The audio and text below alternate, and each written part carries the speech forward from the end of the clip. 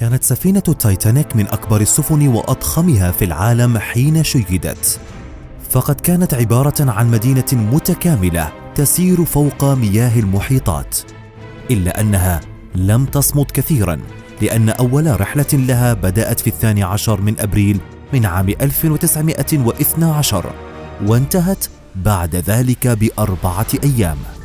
لقد كانت مأساة بكل معنى الكلمة، والتي وقعت منذ مساء 14 إلى صباح 15 من أبريل من عام 1912. خلال غرق سفينة التايتانيك توفي 1514 شخص من إجمالي 2223 شخص كانوا على متنها، مما يجعل هذه المأساة من أكبر حالات الغرق في التاريخ. من بين المسافرين على متن السفينة كان هناك بعض الأشخاص الأكثر ثراء في العالم، بالإضافة إلى مئات من المهاجرين الإيرلنديين والبريطانيين والإسكندنافيين الذين سافروا بحثا عن حياة أفضل في الولايات المتحدة الأمريكية. تم تصميم السفينة بحيث تكون على أقدر قدر من الرفاهية والراحة. كانت تحتوي على صالة رياضية ومسبح ومكتبة ومطعم فارح، إلى جانب عدد كبير من القمرات من أجل المسافرين من الدرجة الأولى. أما عن مسافري الدرجات الأخرى فلم تكن لديهم هذه الرفاهيات. كانت السفينة أيضا مزودة بأحدث تكنولوجيا ووسائل أمان متطورة. على الرغم من ذلك، نتيجة لعدم الالتزام الكامل بالقوانين في هذا العصر، لم يكن هناك سوى 1178 من أطواق النجاة، ويعد هذا أقل من نصف عدد المسافرين على هذه الرحلة الافتتاحية وثلث القدرة الإجمالية للسفينة. عندما بدأت الرحلة كانت متجهة إلى إنجلترا، ثم وصلت إلى فرنسا، ثم إلى إيرلندا، ومن هناك بدأت الرحلة إلى الولايات المتحدة الأمريكية. إلا أن هذا سرعان ما انتهى، لأن السفينة اصطدمت بجبل جليدي، وتسبب هذا الاصطدام في تصدع السفينة، فبدأت في الغرق لمدة 2.5 ساعات، حيث غرقت السفينة بشكل تدريجي.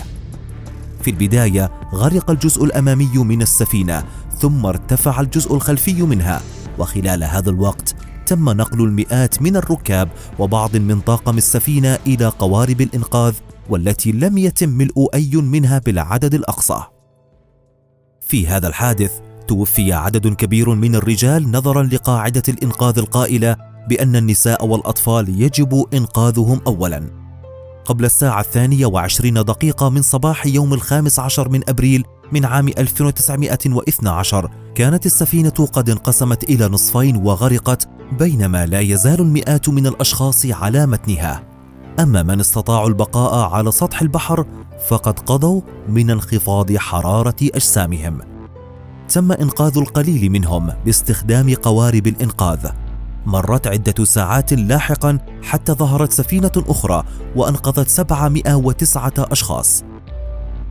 كان غرق تايتانيك قد أثار مشاعر الجميع حول العالم وأغضبهم، وذلك نظرا للعدد الكبير من الذين توفوا ونظرا للأخطاء المرتكبة خلال هذا الحادث. لقد أدت التحقيقات التي تمت في المملكة المتحدة والولايات المتحدة الأمريكية إلى ضرورة تنفيذ عدد من التحسينات الهامة في مجال الأمان البحري. تم مساعدة الكثير ممن بقوا على قيد الحياة بعدما فقدوا كل ما يملكون في هذه المأساة، وذلك بفضل تبرعات قد جمعت لهم، فيما اتهم آخرون مثل مالك السفينة بأنه جبان بعدما ترك السفينة مبكرا، وحكم عليه طوال الحياة بأن يوصم بأنه قاتل، لأنه أجبر قبطان السفينة على زيادة السرعة من أجل الوصول قبل الموعد المحدد، مما أدى لاحقا إلى اصطدام السفينة بالجبل الجليدي. أما عن بقايا تايتانيك فكانت مفقودة لوقت طويل، ولكن عثر عليها في الأول من سبتمبر من عام 1985 في أعماق المحيط الأطلنطي جهة الشمال على عمق 3784 متر. بفضل هذا الاكتشاف تم استرجاع الآلاف من الأغراض من أعماق البحار وعرضها في عدد من المتاحف حول العالم. ربما تكون سفينة تايتانيك هي السفينة الأكثر شهرة في التاريخ، ويمكننا تذكرها دائما بفضل عدد من الكتب والأغاني والأفلام والعروض المستوحاة من تلك المأساة. على الرغم من أننا نعرف الكثير عن تايتانيك، إلا أنه هناك العديد من الأسرار التي لا يعرفها سوى القليل فحسب. إليكم بعضا منها، لذا ركزوا معنا جيدا. رقم 7: المرأة التي نجت بحياتها. كانت الشركة المصنعة لسفينة تايتانيك قد تسببت في حادثين آخرين، وهذا في حالة سفينتي أولمبيك وبريتانيك. كانت امرأة أرجنتينية قد نجت بحياتها من الرحلات الثلاثة، وهي فيولا ياسو التي كانت تعمل كنادلة على السفن الثلاثة. في عام 1911 كانت سفينة أولمبيك قد تعرضت لحادث، ولكن لحسن الحظ لم يقضي أحد. وفي عام 1912 غرقت سفينة تايتانيك، ولكن هذه المرأة نجت بالإضافة إلى آخرين في هذه الليلة الباردة والمخيفة. ولاحقا في عام 1915 كانت على متن بريتانيك، والتي انفجرت بفعل لغم حراري مما أدى إلى أضرار جسيمة في السفينة، وعليه غرقت السفينة ولكنها نجت أيضا. على الرغم من هذا كله، على مدار 35 عام استمرت هذه المرأة في العمل على السفن حتى عام 1950 حينما تقاعدت لدى بلوغها 63 عام من العمر، ثم توفيت وهي تبلغ من العمر 84 عام. رقم 6: الياباني الذي تعرض للإهانة. كان لوسابوني هوسونو هو الياباني الوحيد على متن تايتانيك. لقد كان يعمل لصالح حكومة بلاده، وعندما غرقت السفينة صعد على أحد قوارب الإنقاذ والتي كانت مخصصة للنساء والأطفال فقط، وعندما تم اكتشاف حكايته أصبح موسوما ففقد عمله وتم انتقاده بشدة في بلاده. لقد استمر في التعرض للإهانة بشكل كبير حتى ظهر فيلم تايتانيك للنور، وكان هذا الرجل قد توفي. وعلى الرغم من ذلك استغلت عائلته هذه الفرصة من أجل إرسال رسالة اعتذار للعامة عما بدر منه.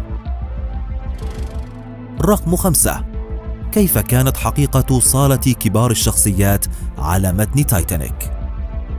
لقد كانت تايتانيك من السفن القليلة التي تحتوي على مسبح يبلغ طوله 10 أمتار وعرضه 4 أمتار.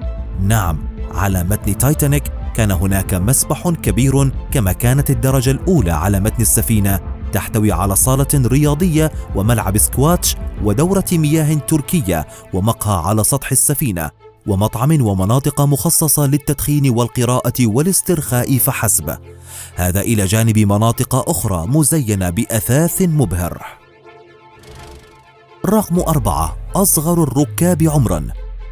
توفيت هذه الناجية من السفينة في مايو من عام 1999 وهي تبلغ من العمر 97 عاما، تدعى ميل بيناري، وكانت تبلغ من العمر 3 أشهر عندما غرقت السفينة. لقد كانت أصغر الركاب عمرا على متن السفينة. في ذلك الحين كانت تسافر مع شقيقها الأكبر الذين كانوا قد باعوا ما يمتلكون من إنجلترا وأرادوا امتلاك متجر لبيع التبغ في الولايات المتحدة الأمريكية، إلا أن والدها قد توفي في الحادث وكان على العائلة العودة إلى إنجلترا. رقم 3: المكسيكي الذي كان على متن تايتانيك. بين الركاب على متن السفينة كان هناك مكسيكي واحد، وهو النائب مانويل أوتشورتو الذي كان قد ذهب إلى باريس في زيارة. في لحظة الغرق كان هذا السياسي المكسيكي قد ترك مكانه لراكبة شرحت له أن زوجها وابنها ينتظراها في نيويورك، وكان كل ما يطلبه مانويل في المقابل هو زيارة زوجته في فيراكروس وتفسير ما حدث لها.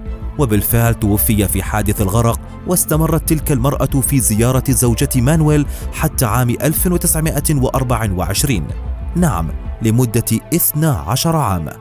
في هذا الوقت اعترفت تلك المرأة أنها لم يكن لها زوج أو ابن على الإطلاق. رقم 2: تنبأ أحدهم بغرق تايتانيك. قبل 14 عام من مأساة تايتانيك كتب مورغان روبرتس رواية بعنوان غرق تايتان، وهي رواية خيالية عن غرق السفينة الأكبر حجما في العالم بعد اصطدامها بجبل جليدي في شمال المحيط الأطلنطي في ليلة باردة من ليالي أبريل. كانت السفينة في الرواية باسم تايتان، وكانت تشبه تايتانيك كثيرا حتى في تصميمها، حتى إن ما حدث لها كان تقريبا ذات الشيء. لذلك هناك الكثيرون ممن يتساءلون إذا كانت مجرد صدفة أم أنها نبوءة ما. الرقم 1: لا يمكن إخراج تايتانيك من المياه.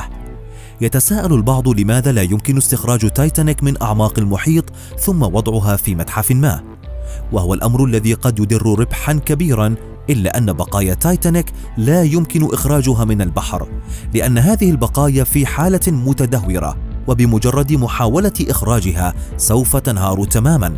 هذا بالإضافة إلى أن الخبراء قد أفادوا أنه بحلول عام 2030 سوف تكون تايتانيك قد اختفت.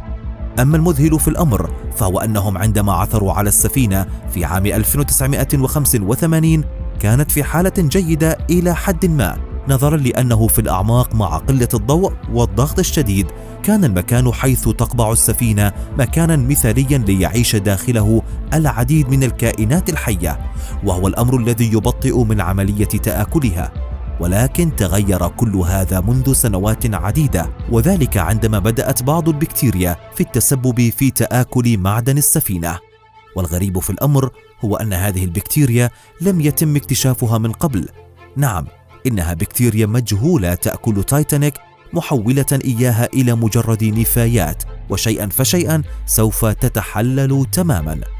هذا هو السبب الذي يجعل استخراج التايتانيك مستحيلا. والآن وقد عرفت هذا كله يا صديقي، ما هو رأيك؟ إن هذا مذهل أليس كذلك؟ شاركني بهذا بالأسفل بالتعليقات. هذا كل شيء لليوم. لا تنسى الضغط على زر أعجبني بشرط واحد كالعادة.